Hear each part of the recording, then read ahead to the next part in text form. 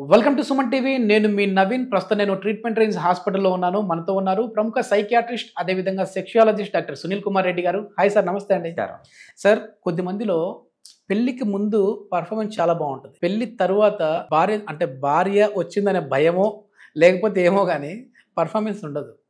So అట్లాంటి వాళ్ళు అంటే కోరికలు తగ్గిపోతూ ఉంటాయి. అది ఎందుకు జరుగుతూ ఉంటుంది అంటే వేరే స్త్రీ దగ్గరికి వెళ్ళినప్పుడు కోరికలు వచ్చి తన భార్య దగ్గర రాకపోవడానికి కారణం ఏంటి? దీనికి సంబంధించి ట్రీట్మెంట్ ఎట్లా ఉంటుంది? సో మీరనేది హైపోసెక్షువల్ డిజైర్స్ అని, అంటే కోరిక తగ్గిపోవడం, అంటే సెక్స్ చేయాలన్న కోరికే తగ్గిపోవడం, ఇవన్నీ సైకోసెక్షువల్ ఇష్యూస్. అంటే వాళ్ళ అంటే మనసు బాగుంటే హ్యాపీగా సెక్షువల్ యాక్ట్ ఉంటుంది. హ్యాపీగా ఎప్పుడైతే సెక్షువల్ యాక్ట్ ఉంటుందో వాళ్ళ మనసు కూడా బాగుంటుంది. అందుకే దీన్ని సైకోసెక్షువల్ యాక్ట్స్ అంటాం. సో వాళ్ళని సెక్షువల్ గా ఇంప్రవైజ్ చేయాల్సి వస్తుంది అండ్ మూడ్ కూడా ఇంప్రవైజ్ చేయాల్సి వస్తుంది. అప్పుడే వాళ్ళు హ్యాపీ లైఫ్ ని గడపగలుగుతారు. సెక్షువల్ డిజైర్ అనేది ఊరికే తగ్గదండి. ఏదో అమ్మాయి బాగాలేదనో అలాంటి రీజన్స్ చెప్పి ఎప్పుడైతే తప్పించుకుంటారో అది తప్పు. మరి పెళ్లికి ముందు బాగానే ఉన్నది, తర్వాత పెళ్ళైన తర్వాత ఎందుకు ఇట్లా అవుతూ ఉంటుంది? వాళ్ళకి తెలియని సబ్ కాన్షియస్ భయం కావచ్చు, అమ్మాయి నాతో సాటిస్ఫై కావట్లేదన్న ఒక థాట్ కావచ్చు, కల్చరల్గా ఏంటి అంటే నేను ముందు కలిసి తప్పు చేశాను ఇట్లాంటి సబ్ కాన్షియస్ థాట్ కావచ్చు. ఇలాంటి వాటి వల్ల వాళ్ళకి కోరిక తగ్గిపోతాయి. ఇప్పుడు మల్టిపుల్ పార్ట్నర్స్ వల్ల కూడా ఈడీ వస్తుందా సార్? అంటే రెగ్యులర్గా సెక్షువల్ యాక్టివిటీ ఉండి వాళ్ళకి భయం లేకుండా రెగ్యులర్గా వెళ్తూ ఉంటే అంత రాదు. బట్ మన కల్చర్ ఏంటి అంటే అంత మల్టిపుల్ సెక్షువల్ పార్ట్నర్స్ని ఎంజాయ్ చేసే అంత కల్చర్ కాదు.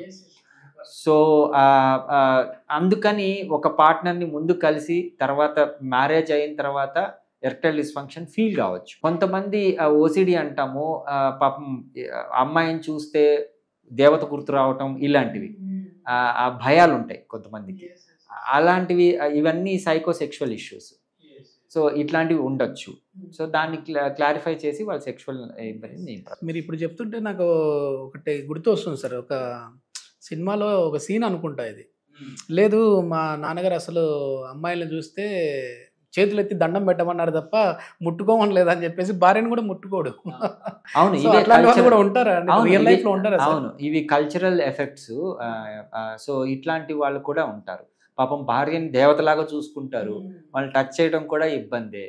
సో పాపం అమ్మాయిని దూరంగా పెడతారు, వీళ్ళు సెక్షువల్ యాక్ట్ ని ఎంజాయ్ చేయలేరు. ఇట్లాంటి వాళ్ళకి ట్రీట్మెంట్ ఏంటి సార్ మరి? సో వాళ్ళని పరీక్షించాల్సి వస్తుంది. నిజంగా కల్చరల్ ఎఫెక్ట్స్ ఉన్నాయా, డిప్రెషన్ లో ఉన్నాడా, యాంగ్జైటీ ఉన్నదా, నిజంగా కోరికలు ఉండి వీళ్ళు పర్ఫార్మెన్స్ చేయలేకపోతున్నారా, అసలు కోరికలే లేవా?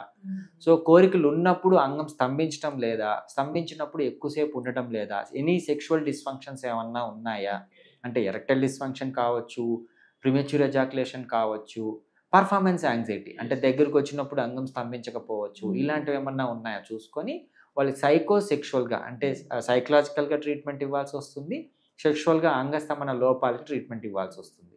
సో రెండుగా ఈజీగా ఇవ్వచ్చు. ఇప్పుడు మీ రియల్ లైఫ్ ఎక్స్పీరియన్స్లో ఇదెక్కడి గోల్రా బాబు, ఇట్లాంటి వాళ్ళు కూడా ఉన్నారా అని అనిపించిన సందర్భం ఏమైనా ఉందా సార్? అంటే నేను ఇందాక మీతో సినిమా సీన్ చెప్పినట్లుగా అమ్మాయిని చూసి చేతులు ఎత్తి ముక్తా ఉంటారు కదా, అట్లా ఇంకా ఏమైనా ఎక్స్పీరియన్స్ ఉన్నాయా వచ్చి చెప్పేవాళ్ళు?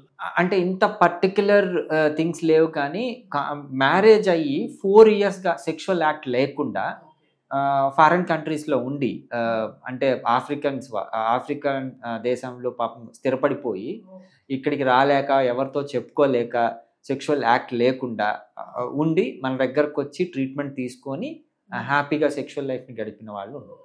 Okay okay. ఇప్పుడు ఈ షాక్ వేవ్ అనేది వీళ్ళకి ఎట్లా పనిచేస్తుంది సార్? అంటే షాక్ వేవ్ అనేది అసలు మామూలుగా కోరికలు ఉండి అంగం స్తంభించుకుంటే కదా, దీనికి కూడా షాక్ వేవ్ ఉంటుందా, లేదంటే దీనికి ఏమైనా సప్లిమెంట్ ఇస్తూ వాళ్ళని సైకలాజికల్గా ట్రీట్ చేస్తూ అని ఇందాక మీరు చెప్పారు.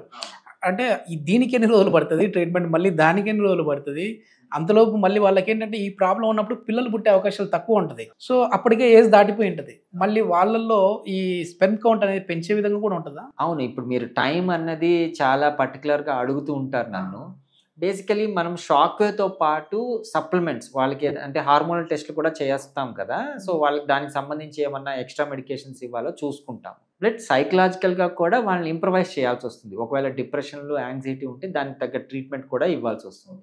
కానీ ప్రాబ్లం ఎక్కడ వస్తుందంటే any psychiatric medications, anti depressants కావచ్చు, యాంగ్జోలైటిక్స్ కావచ్చు, ఇవి మళ్ళీ ఎరెక్టైల్ డిస్ఫంక్షన్. దాన్ని కరెక్ట్ చేసుకొని సరైన మోతాదులో కరెక్ట్గా వాళ్ళని ట్రీట్ చేసి ఎడ్యుకేట్ చేయాల్సి వస్తుంది. ఏ మెడికేషన్ దేనికి ఇస్తున్నాము, ఎందుకు ఇస్తున్నాము అని.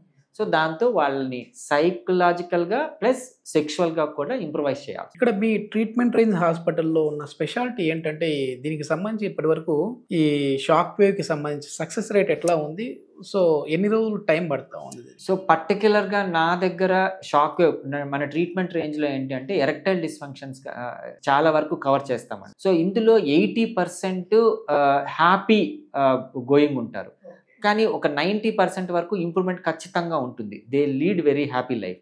కొంతమంది రెసిస్టెంట్ ఎరెక్టైల్ డిస్ఫంక్షన్స్ ఉంటాము, వాళ్ళకి ఈవెన్ పీ షాట్స్ ఇవ్వటం కానీ పిఆర్పి థెరపీస్ అంటాం, అంటే అంగానికి ఇంజెక్షన్ ఇచ్చే టెక్నిక్స్, వాటిని ఇవ్వడం కానీ అవి కూడా పనిచేయకుంటే ఇంప్లాంట్స్.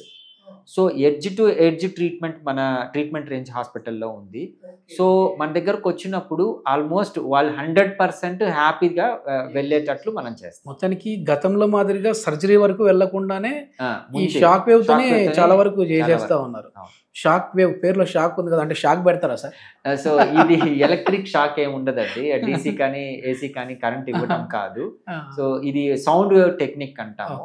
న్యూమాటిక్ వేవ్స్ ద్వారా అంగంలోని కణజాలాన్ని యాక్టివేట్ చేయడం. అంటే మనకు అర్థమయ్యే భాషలో ఏంటంటే ఒక మసాజింగ్ టెక్నిక్ లాగా, ఒక వైబ్రేషన్ టెక్నిక్ లాగా అంగానికి అప్లై చేయడం అనేది జరుగుతుంది. దాంతో వాళ్ళ ఎరెక్షన్స్ అనేటివి ఇంప్రూవ్ అయ్యాయి. ఇది మొత్తానికి ఏంటంటే చాలా వరకు కూడా కోరికలు లేకపోయినా సరే అట్లాంటి వాళ్ళకి కూడా మెడిసిన్స్ అయితే ఉన్నాయి. ఎందుకంటే వాళ్ళకి వాళ్ళే కుమిలిపోయి సూసైడ్ల వరకు కూడా వెళ్ళిన కేసులు మనం చూస్తూ ఉంటాము. అట్లాంటి వాళ్ళకి ఒక బెస్ట్ ఆప్షన్స్ ఉన్నాయని చెప్పడం కోసం ఒక ఎడ్యుకేషన్ లాగా వీడియో ఉండాలనే ఈ వీడియో చేస్తూ ఉన్నాము. సో ఇట్లాంటి ప్రాబ్లం ఉన్న వాళ్ళు చాలా ఆందోళనకు గురి అవ్వాల్సిన అవసరమే లేకుండా ట్రీట్మెంట్ రేంజ్ హాస్పిటల్లో ఒక అద్భుతమైన ట్రీట్మెంట్ అయితే అందిస్తూ ఉన్నారు. ఇక్కడ సునీల్ కుమార్ రెడ్డి గారు అయితే స్పెషలిస్ట్గా ఉన్నారు. సో దీనికి సంబంధించి ఇంకా ఫర్దర్ ఇన్ఫర్మేషన్ కోసము హాస్పిటల్ కాంటాక్ట్ నెంబర్ మేము ప్రొవైడ్ చేస్తూ ఉన్నాం, మీరు నేరుగా వారితో మాట్లాడచ్చు. Thank you sir. Thank you.